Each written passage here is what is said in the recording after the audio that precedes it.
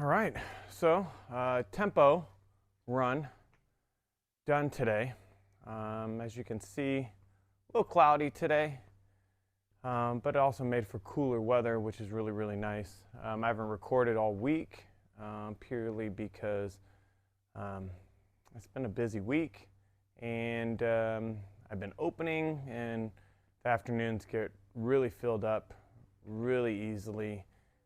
If I can't get things done in the morning, and I'm not running before I go to work because I got to be there by 4:30 in the morning. So with that being said, adjust this a little bit. Um, today's an interesting lesson. I was not looking forward to my run today. I was bitching and whining about it in here for the most part. I was complaining a little bit. I told my wife a few times I did not want to run. I was tired. Insert all the excuses and insert the little bitch here telling me why I should skip out on my run. And we all have this. Whether you're a normal, let's say everyday, not a fitness professional. I don't know if that makes you normal every day, but the point is that if you're not a fitness professional, sometimes the feeling is that you're the only one that feels that way. And like as a fitness professional, I wake up every single day and I go, man, I sure can't wait to go crush my workout. I sure can't wait to go and run 7 miles today. And frankly, that's not the case. We all battle some inner demons. We all have, we'll say like the good angel on one side that's really encouraging and really positive and really pushing us in the direction that we need to go. And then we all have kind of that devil. I think of like an old school cartoon like Tom and Jerry, where, they have the angel side and then the devil side that's competing. We all have that in some way, shape, or form.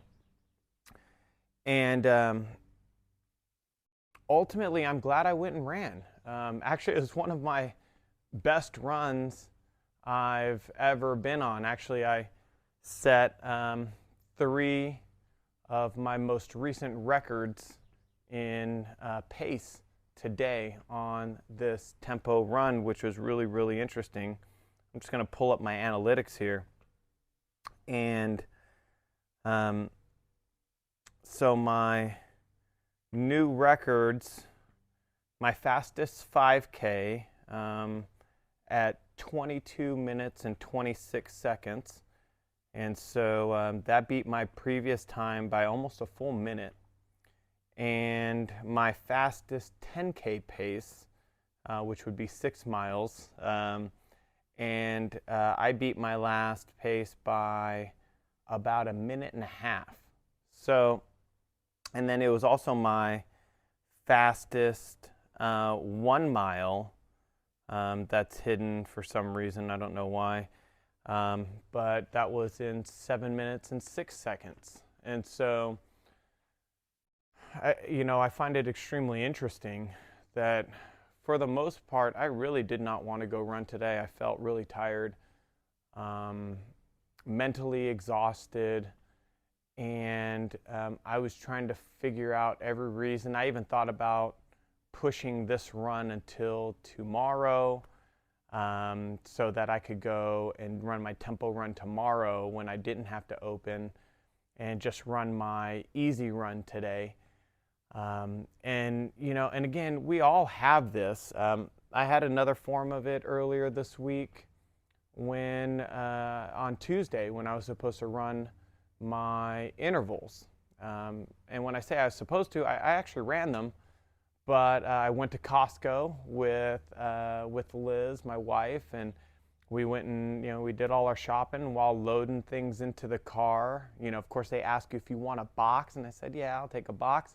And that box was sharp, and I sliced my thumb.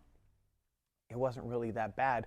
But the bitch in me was like, oh, you can't go run. Your thumb hurts. Are you fucking serious? My thumb hurts. But I was willing to make that justification. The thought crossed my mind, and I literally, even if it was for just a few seconds, I actually negotiated with myself that I wasn't going to go and do my interval runs. And it's because we know that the run's going to be hard. We know the workout's going to be hard, or we know the whatever action that we're trying to avoid is going to be difficult. But sometimes, the lesson that I've learned over and over and over again is sometimes the day that you don't want to work out, the day that you don't want to do the work, the day that you don't want to make the phone call, the day that you don't want to show up to work is usually probably going to be one of your better days. And I keep learning that over and over again. It doesn't stop the negotiation, but it's really important to understand. That's why discipline is so vitally important to our lives, is because we don't know what the day is going to bring just because our feelings may not be in line with what we need to do. And so there's a saying that I like to tell my kids, my team members, my fit family, the people that I coach, is that your feelings can be there. They're allowed to ride in the passenger seat, but they never get to be in the driver's seat. If you allow them to be in the driver's seat, that's when inconsistency happens, because our feelings kind of are like this roller coaster. Discipline is what keeps us steady. And so we have to rely on the discipline in our life, not our feelings. When we allow our feelings to take control or to drive our actions, we deliver inconsistency, and then that's when we don't get the results. Whether that's from a fitness standpoint or a professional standpoint, financial standpoint, whatever it may be, your feelings will lead you to inconsistency.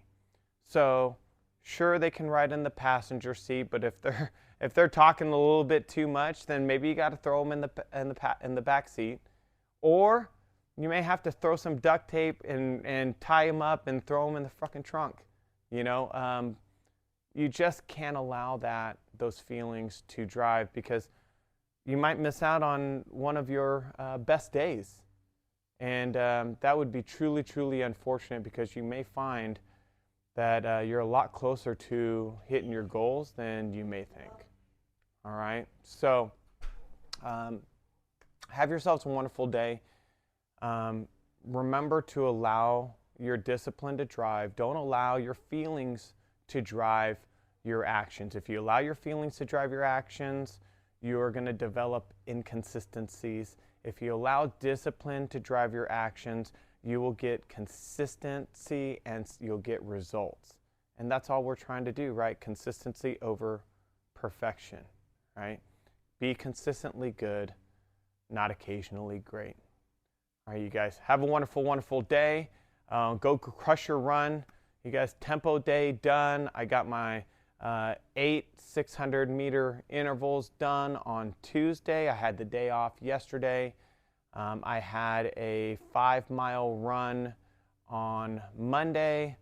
I've got a 5-mile easy tomorrow, I believe, and I might end up making it 6 because my Monday was shorter than it was supposed to be. I've got 6 easy on Saturday, and I've got a 10-mile long run coming up on this Sunday. All right. Love you all. Go crush your day.